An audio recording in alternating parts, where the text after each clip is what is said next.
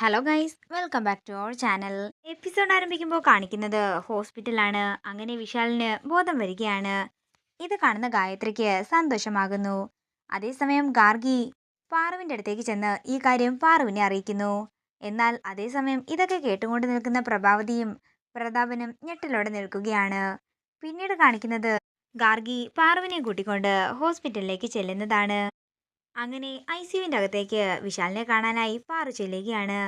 പാർവതി, നിനക്ക് കുഴപ്പമൊന്നുമില്ലല്ലോ എന്ന് വിശാൽ ചോദിക്കുമ്പോൾ എനിക്ക് കുഴപ്പമൊന്നുമില്ലെന്നും വിശാൽ സാറിന് ബോധം വരാൻ വേണ്ടി ഞാൻ ഇത്രയും നേരം ക്ഷേത്രത്തിലിരുന്ന് പ്രാർത്ഥിക്കുകയായിരുന്നെന്നും പാർവതി പറയുന്നു.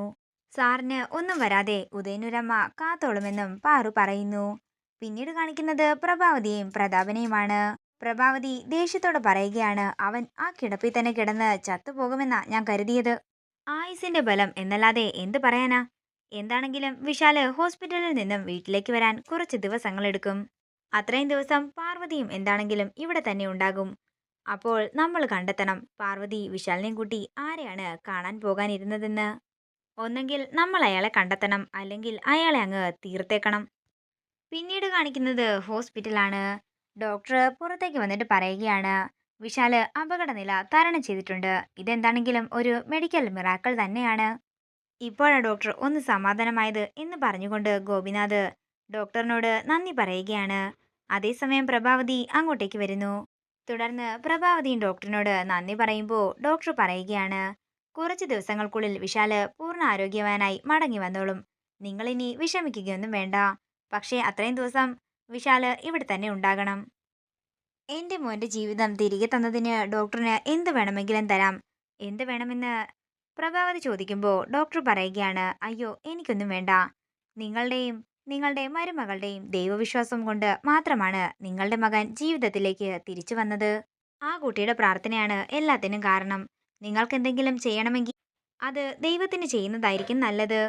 അത്രയും പറഞ്ഞുകൊണ്ട് ഡോക്ടർ അവിടുന്ന് പോകുമ്പോൾ ഐസിയുവിൻ്റെ അകത്തേക്ക് കയറുകയാണ് പ്രഭാവതി. ഒരേ സമയം ഒരാൾക്ക് മാത്രമേ കയറാൻ പറ്റൂ എന്ന് ഗോപിനാഥ് പറയുന്നുണ്ടെങ്കിലും അതൊന്നും കണക്കാക്കാതെ പ്രഭാവതി അകത്തേക്ക് കയറുന്നു. തുടർന്ന് വിശാലിന്റെ മുമ്പിൽ ഗംഭീരമായ അഭിനയം കാഴ്ചവെക്കുകയാണ് പ്രഭാവതി. എൻ്റെ മോന് ഇങ്ങനെ വന്നു, എനിക്കിത് സഹിക്കാനേ ആകുന്നില്ല. എനിക്കിത് വന്നാൽ മതിയായിരുന്നു. ഇപ്പോ ഞാൻ ശകുനം വന്നതുകൊണ്ടാണ് നിനക്ക് അപകടമുണ്ടായതെന്നാ എല്ലാവരും പറയുന്നത് എന്നൊക്കെ പറഞ്ഞുകൊണ്ട് പൊട്ടിക്കരയുകയാണ് പ്രഭാവതി.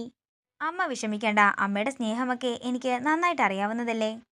എനിക്കൊന്നുമില്ലമ്മേ, ഞാൻ എത്രയും പെട്ടെന്ന് ട്രീറ്റ്മെന്റ് കഴിഞ്ഞ് തിരിച്ചെത്തുമെന്നും വിശാൽ പറയുകയാണ്.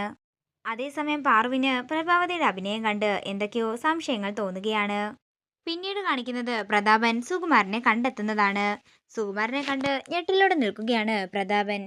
തുടർന്ന് പ്രഭാവതിയെ വിളിച്ച് പ്രതാപൻ പറയുകയാണ്, എന്റെ ചേച്ചി മുൻഭർത്താവെന്ന് പറഞ്ഞ് ഒരാളുടെ ഫോട്ടോ എല്ലാവരെയും കാണിച്ചിരുന്നില്ലേ? അയാളെ മരിച്ചിട്ടൊന്നുമില്ല, ഇപ്പൊ എന്റെ മുമ്പില് ജീവനോടെ നിൽപ്പുണ്ട്.